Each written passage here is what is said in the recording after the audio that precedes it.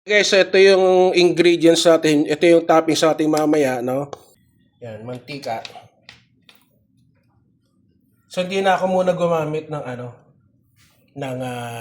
non-stick.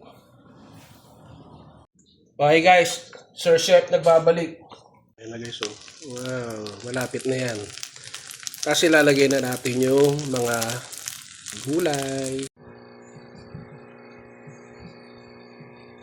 Ayun, oh.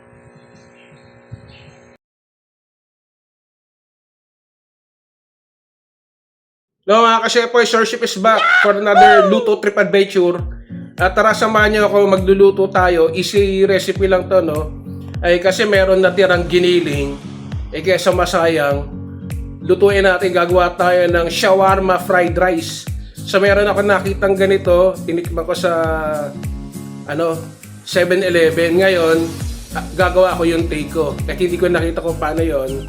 So tara, let's go! Guys, so ito yung ingredients natin. Ito yung topping sa ating mamaya, no?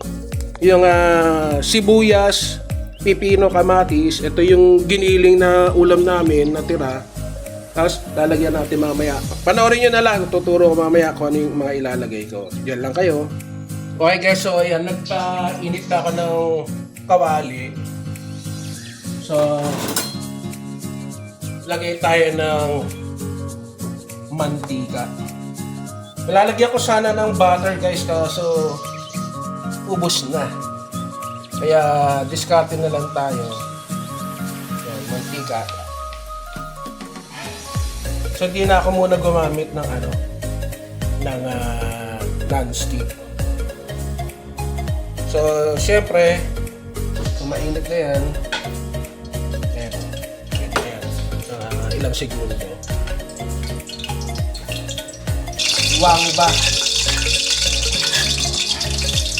Okay. Talpak. So, nitong umuulan guys, nabasa ako ng ulan eh. Kaya medyo hindi maganda yung aking boses. Uminom na ako ng gamot, nawala na yung sipon. Medyo isko-siko. Inuubo naman ako guys. Kaya mag-ingat, no? Huwag tayo magpaano sa ulan. Ako di sinasadya. Magmumotor. Wala mo naman. Ayan. So mabilis naman nag-brown, no guys, oh. So ilagay na natin yung giniling. So sabay-sabay na yan, kasi timplado naman yan. Titimplahan lang natin ulit. Bango.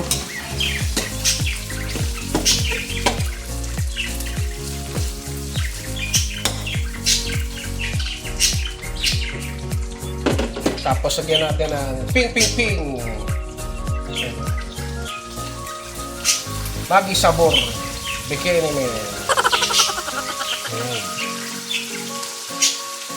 So pabago-bago yung ng panahon eh. Uulan, lalamig. Tapos lalamig, uinit. Ayan, paminta guys. Ayan. Kaya ingat tayo. Hindi tayo magkasakit.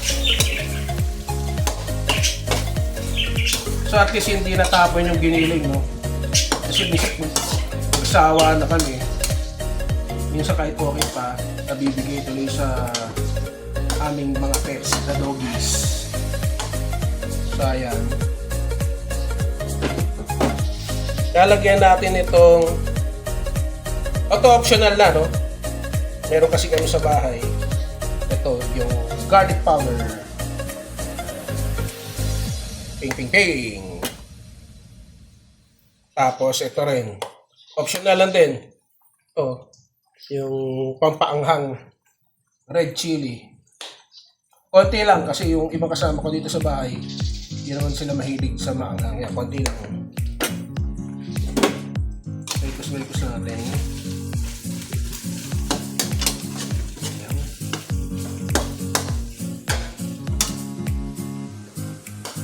Okay guys, Sir Chef nagbabalik. So ito yung yung kain pampalagdagdag lasa. Ito talaga yung nagbibigay ng may leki-leki. Take 2, ayan o, yung cumin powder, no? Ito yung para mag-amoy Arabic o Mexican, ito yung ginagamit nila, no? So, ting ting ting. Para mag-amoy, gutom na ako. Mag-amoy shawarma, ayan o.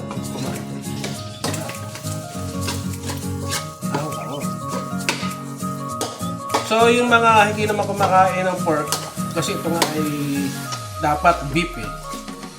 Ang talagang shawarma ay beef or chicken. So tayo naman ay nagwalan tayo ng option sa mga mahilig sa boy pa. At saka yun nga, ito ay leftover na ulam na nilevel up natin.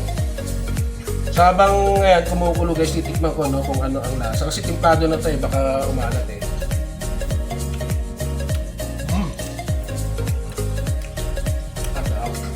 Ang inyap.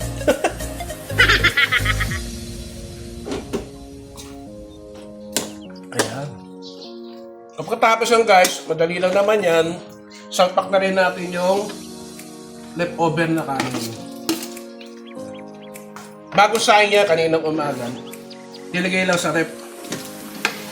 Ganun yung technique guys. Pag gusto niyo ng instant sinagag, no?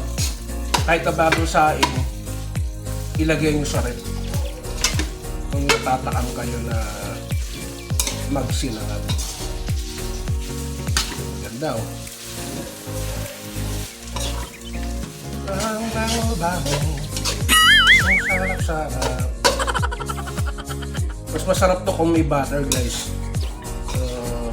Sa inyo, no, kung gayahin itong niluto ko, ano na lang, lagyan nyo ng butter. Mas masarap yung butter. Pero kung nagtitipid kayo, margarine. Pero iba talaga yung si Mako yung aming doggy. Lumabas. Mga bagong ligo sila eh. Matako ang mga doggy namin. So pagkaluto ko nito guys, pagpa-plating na tayo. Yan lang ulit kayo. Wow! Na yan. Kasi lalagay na natin yung mga gulay. Okay, behind the scene guys, naglagay uli ako ng yung aromatic na yun, yung cumin. So hindi na ako naglagay ng ibang flavoring kasi malasa na yung giniling. Yung ibang mga pinaglalagay ko kung wala namang kayong ganon, meron naman yung ang nabibili yung flavoring na McCormick, merong ganon na yung Pantacos, may ganon nabibili na powder. Pwede nyo rin i-substitute yun kung wala kayong cumin. So okay na to. Doon na tayo sa loob mamaya. Okay guys, so nandito na ako sa loob ng bahay.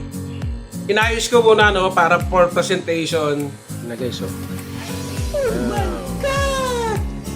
Wow! Shawarma fried rice, dessert chef. Okay, so samahan niyo ako, magpasalamat tayo. Panginoon, sa iyong anak na si Jesus, maraming salamat po sa pagkain ito. Pagpalain mo. Amen. So tara, let's bogshi. So bago ko tirahin to, pero di naman kasi sa mga kasama ko rin. So huling sulyap. Okay guys, gusto ko sana doon sa pero ito na, parang mukbang. So dapat maliliit. Depende na sa inyo kasi gusto ko malaki. Pero pwede naman ninyo liitan yung cucumber, no? So, ito na. So, yung guys, gumawa na ako ng sauce, hindi ko na lang napakita dahil mini vlog lang naman ito.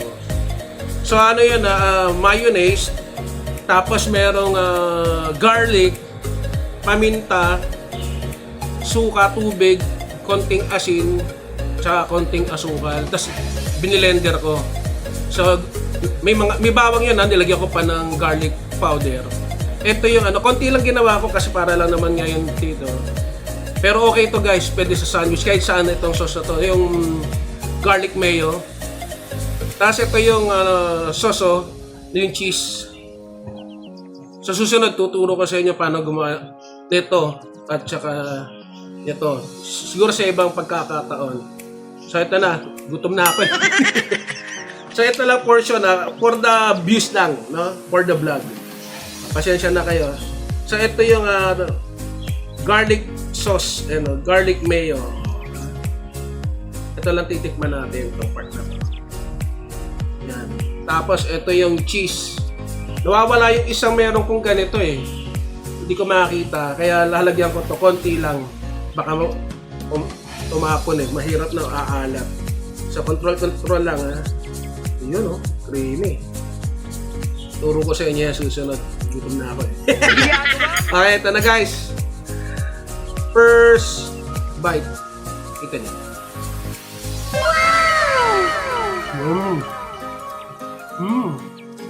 Sarap Okay. Okay. Pwede. Sarap guys. Okay siya. Para na rin yung sa shawarma siya. Pwede. Pwede. Pareho na. Todo yun ay beef. Ito at pork. Okay din. Naglalagay talaga ng lasa na parang may pagka-Arabic or Mexican na yun. Yung cumin na yun. Tapos sarap lang dahil nilagyan ko ng iba-ibang mga powder.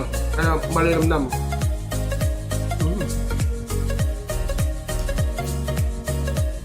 Sarap, kung may pagkain kayo. Sakto. Ito.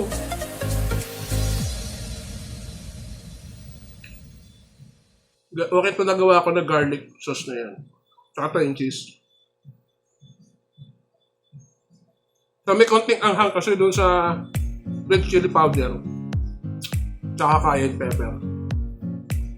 Oh yeah! Kahit sa bahay lang okay ito. Pag may tropa ka, magugustuhan nila to. Sarap Sakto yung puting sibuyas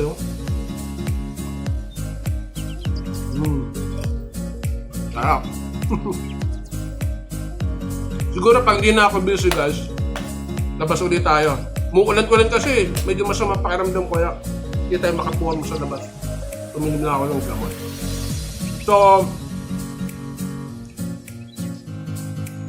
bago ko ubusin itong kalahati. Gutom Sa mga hindi pa nag-subscribe, please subscribe. At kung magustuhan niyo itong luto trip natin, pa-like. At sa mga subscribe, please hit the notification bell, lagay niyo sa all. Para bisuhan kayo ng YouTube pag meron tayong bagong luto trip, chibog trip sa labas, at dito sa bahay, Backyard Cooking. So maraming salamat po. Sana supportahan niyo pa rin ang aking YouTube channel, Sir Chef Vlog. Bye-bye. Peace. Power and God bless.